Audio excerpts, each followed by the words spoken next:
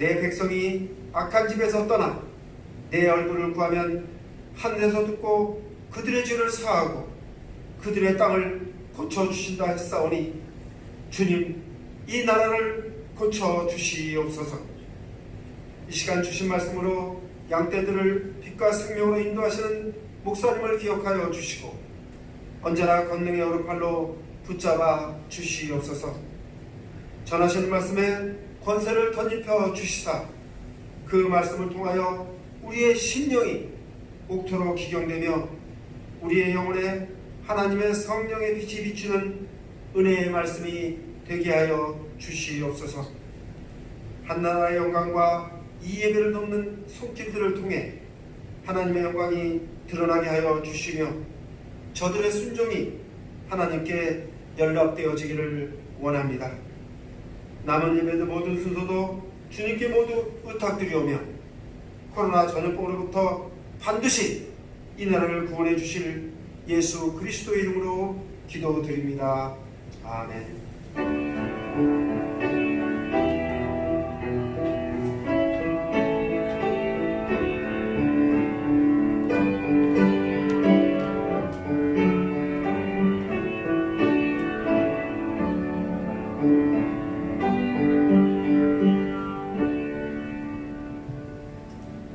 오늘 우리에게 주신 하나님의 말씀은 신약 성경 로마서 12장 1절에서 2절 말씀입니다.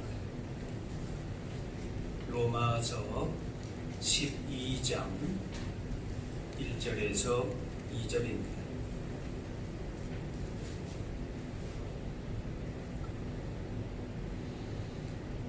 그러므로 형제들아, 내가 하나님의 모든 자비하심으로 너희를 권하노니 너희 몸을 하나님이 기뻐하시는 거룩한 산 제물로 드리라. 이는 너희가 드릴 영적 예배니라. 너희는 이 세대를 본받지 말고 오직 마음을 새롭게 함으로 변화를 받아 하나님의 선하시고 기뻐하시고 온전하신 뜻이 무엇인지 분별하도록 하라. 아멘.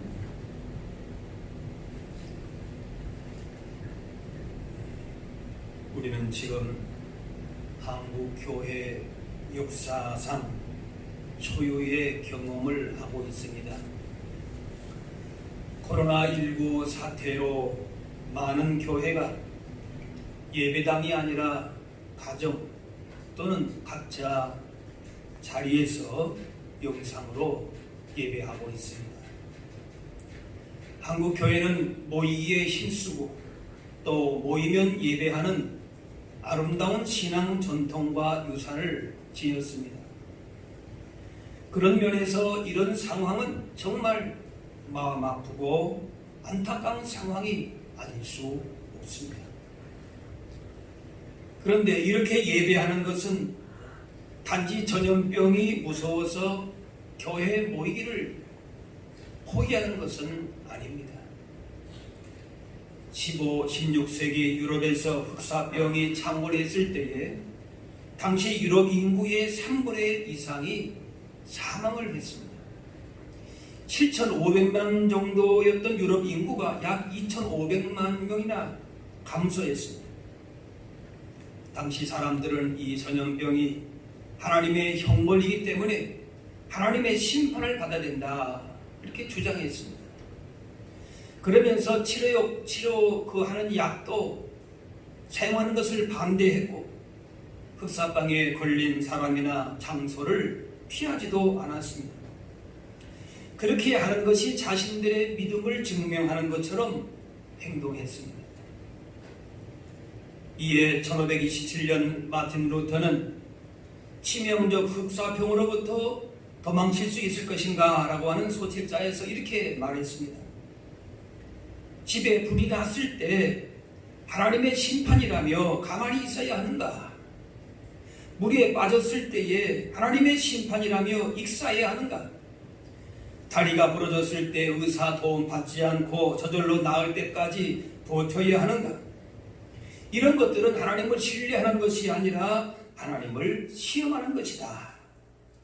그러면서 이렇게 권면했습니다. 약을 먹으라. 집과 마당과 거리를 소독하라. 사람과 장소를 구별하라. 나는 하나님께 자비를 베푸셔서 우리를 지켜달라고 강구할 것이다. 그리고 내가 꼭 가야 할 장소나 꼭 만나야 될 사람이 아니라면 피하여서 나와 이웃 간의 감염을 예방할 것이다. 혹시라도 나의 무지와 태만과 불청결로 이웃이 고통을 받아서는 안 되기 때문이다. 그러나 만일 이웃이 나를 필요로 한다면 나는 누구든 어느 곳이든 마다하지 않고 달려갈 것이다. 오늘 코로나19 감염증에 대처하는 우리에게 루터의 이 고백이 교훈한 바가 있다고 봅니다.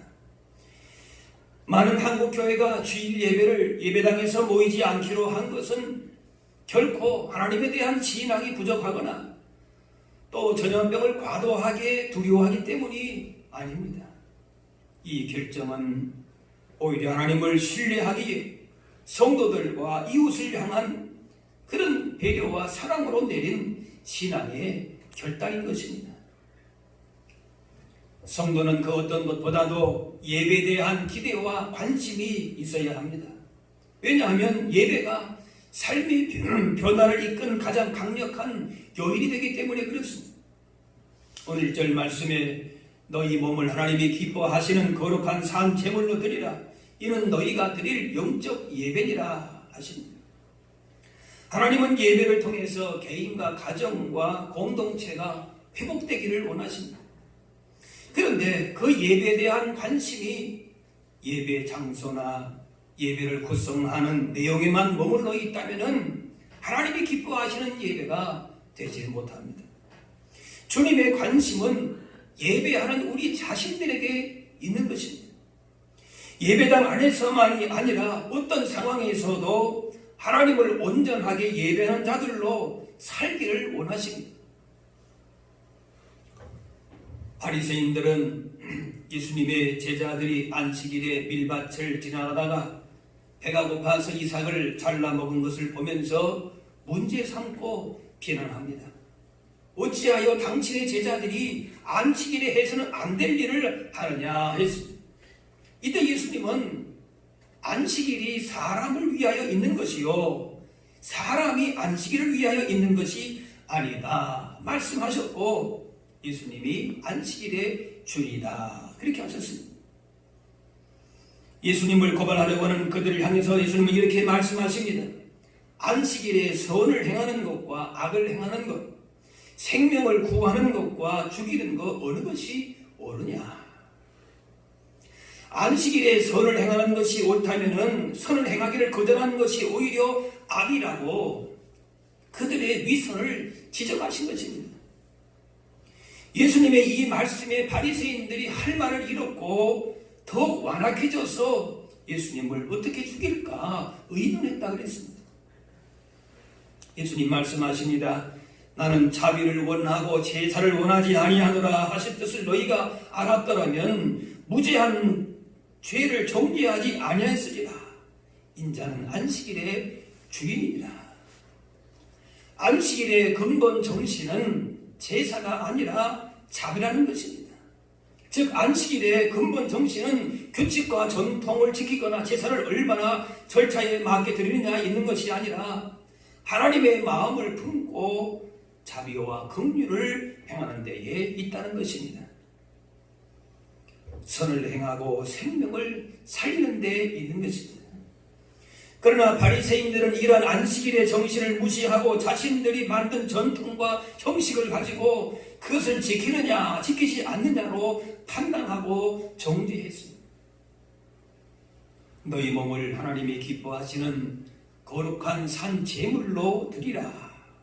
여기에서 몸은 단지 육체가 아니라 우리의 전 삶을 가리킵니다.